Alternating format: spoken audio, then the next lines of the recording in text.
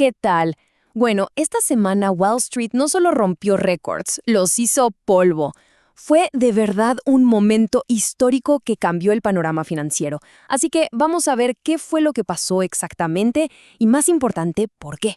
Este es el número que lo resume todo, 7.126,7 centésimas. Por primera vez, el S&P 500, ya saben, el índice de las 500 empresas más grandes de Estados Unidos, cruzó la barrera de los 7.100 puntos, un hito que, la verdad, hasta hace muy poquito parecía inalcanzable.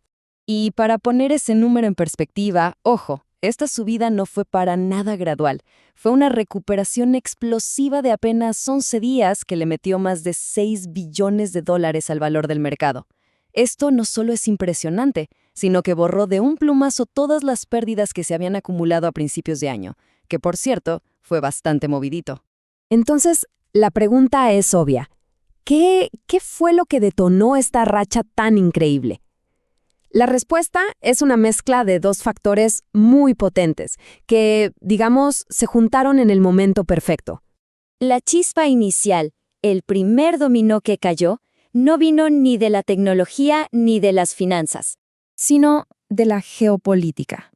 Una desescalada totalmente sorpresiva en una de las regiones más calientes del planeta, el Medio Oriente.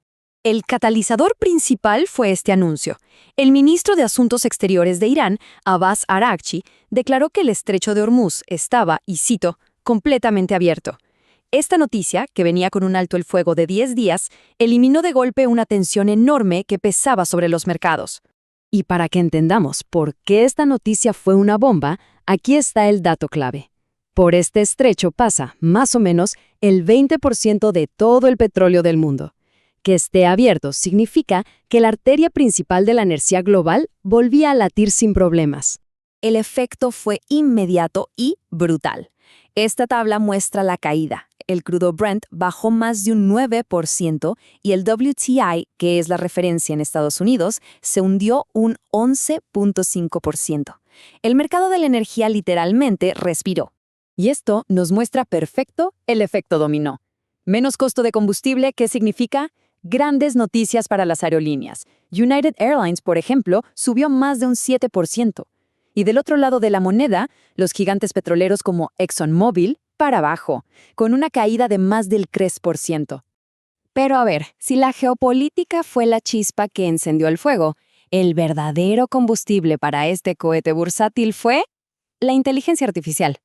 Mientras el S&P 500 rompía sus récords, el índice tecnológico Nasdaq hacía lo suyo. 13 días seguidos de ganancias. Fue su mejor racha desde 1992. Una señal clarísima del impulso que ya se estaba cocinando en el sector. A este tipo de comportamiento el mercado le llama recuperación en forma de V, y es justo lo que vimos. Una caída súper fuerte a principios de año y ¡pum!, un rebote igual de rápido y sostenido. Esto es más que un dato curioso, es una señal de la confianza tremenda que tenían los inversores, que se sacudieron los miedos en un segundo. Y si hubo una empresa que fue la cara de este boom de la inteligencia artificial, esa fue Intel. Su historia de esta semana es de verdad espectacular. Miren este número. En solo 14 días, las acciones de Intel se dispararon un 66%. Un crecimiento meteórico que justificó por completo la transformación súper arriesgada que venían haciendo. ¿Y cómo lo lograron? Bueno, fueron 3 jugadas maestras, una tras otra. Primero, un acuerdo por varios años con Google Cloud. Después, se metieron como socios clave en el proyecto Terafab de Elon Musk. Y para cerrar con broche de oro, mostraron músculo financiero al recomprar el control total de su fábrica más moderna en Irlanda. Pero la fiebre de la IA no fue solo cosa de Intel, se contagió por todo el sector. Oracle subió un 27% al asegurarse la energía que necesitaba para sus centros de datos, que hoy es un problemón. Microsoft, por su parte, demostró su poder con un crecimiento masivo en su nube, Azure, e incluso AMD se subió a la fiesta con un alza del 14% gracias a nuevas alianzas. Ahora, es importante aclarar que incluso con el mercado a toda máquina, no a todos les fue bien. Hubo historias muy diferentes. El caso más claro es el de Netflix. A ver, presentaron ingresos récord, un 16% más altos que el año pasado. Y sin embargo, lo que es una locura, su acción cayó casi un 10%.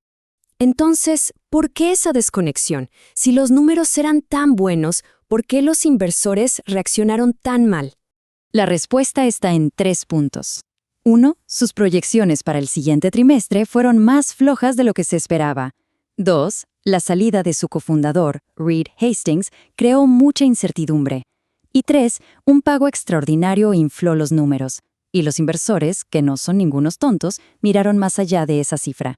Mientras tanto, del lado del consumo, PepsiCo les dio otra historia interesante. Un inversor activista los presionó. ¿Y qué hicieron? Bajaron los precios de productos como Doritos y Lay's hasta un 15%, y con eso lograron recuperar el volumen de ventas, una prueba de que el bolsillo del consumidor sigue mandando.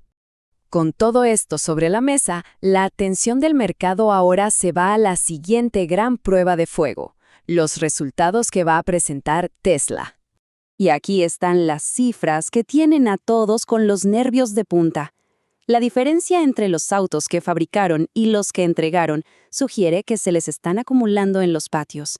Si a eso le sumamos que se espera una caída en sus márgenes de ganancia, pues se entiende por qué hay tanto nerviosismo. Lo que nos lleva a la pregunta final, la pregunta del millón. ¿El futuro del mercado está construido sobre cimientos sólidos, o sea, recuperación económica de verdad? ¿O estamos montados en una apuesta de altísimo riesgo al potencial infinito de la inteligencia artificial? La respuesta a eso va a definir todo en los próximos meses.